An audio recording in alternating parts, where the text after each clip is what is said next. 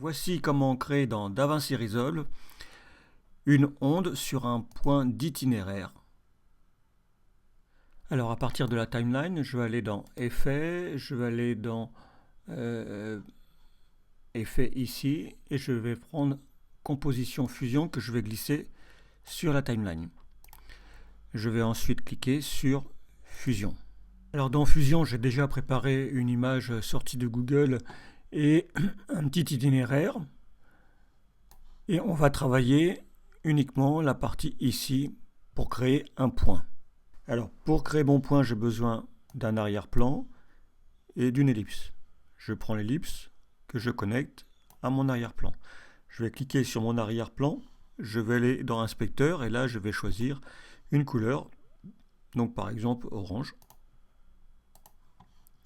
Je vais cliquer sur la touche 1 pour faire apparaître dans la deuxième fenêtre mon disque. Alors je vais connecter mon point sur ma carte, donc je le positionne après l'itinéraire de façon à ce qu'il se trouve au-dessus. Je prends l'arrière-plan, je me connecte au merge, ce qui me crée un nouveau merge et qui me fait apparaître mon point. Bon, on voit que mon point est un peu trop gros, je vais donc cliquer sur ellipse. Je dois modifier la largeur et la hauteur parce que je veux que ce soit un disque. Donc pour le faire en même temps, je vais faire un clic droit, je vais cliquer sur expression et je vais tirer le petit plus vers largeur. Et donc maintenant, si je prends largeur, je peux réduire correctement la taille de mon point. Ensuite, je vais cliquer ici pour positionner mon point là où je le souhaite. Je vais maintenant animer mon point car je souhaite qu'il apparaisse au moment où la ligne se termine, c'est-à-dire ici. Si je regarde sur Paint, j'ai mon image clé qui apparaît ici. Je vais me positionner ici. Je vais sélectionner mon ellipse. Je vais mettre une image clé sur largeur. Je vais me déplacer de quelques images. Je vais mettre une autre image clé. Ensuite, je retourne avec la petite flèche en arrière. Et là, je mets à 0. Si bien qu'on a notre trait et notre point qui est grossi. Maintenant, je vais créer les ondes. Donc, je rajoute un nœud ellipse que je vais renommer en appuyant sur la touche F2 onde. J'appuie sur la touche 1 pour voir le résultat ici. Donc pour l'instant j'ai un disque. Je vais dans l'inspecteur ici, je décoche remplir et là je vais pouvoir gérer l'épaisseur du trait. On va mettre à 0,4. Je vais faire comme tout à l'heure un clic droit expression pour pouvoir gérer la largeur.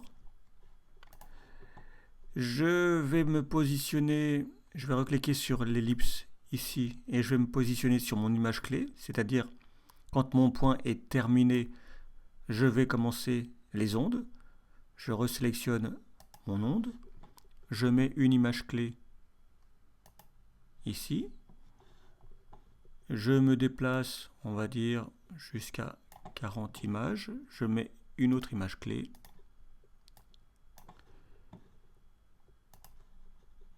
Et donc, je vais avoir une ellipse qui grandit. Je vais positionner mon ellipse, et elle est toujours sélectionnée, au milieu de mon point. Alors comme je veux que l'ellipse disparaisse avant qu'elle dépasse la grandeur de l'image, je vais me positionner sur la dernière image clé de la taille. Je vais positionner une image clé sur la bordure. Je vais reculer de quelques images. Je vais positionner une autre image clé. Et à la fin, ici, je vais me mettre à 0. Je vais rajouter maintenant un merge que je vais glisser sur la ligne. Et quand on est en bleu et en jaune, on peut lâcher c'est connecté. Et je vais connecter mon onde à la petite flèche verte qui est le premier plan. Maintenant, je vais sélectionner l'onde et le merge. Je vais copier avec un CTRL-C. Je désélectionne l'ensemble. Je fais CTRL V, je vais en coller un autre. Ainsi, je vais avoir 3 ondes, on peut en mettre 4, 5 comme on veut, et je vais les connecter à mon MediaOut ici. Maintenant, on doit décaler les 2 ondes suivantes pour pas qu'elles démarrent en même temps, sinon elles vont se chevaucher. Je sélectionne les 3 nœuds ondes. Je vais ici sur Images clés.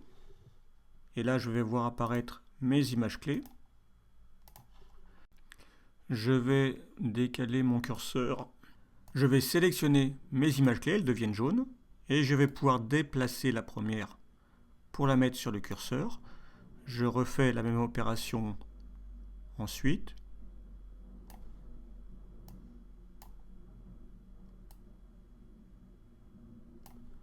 Regardons le résultat maintenant.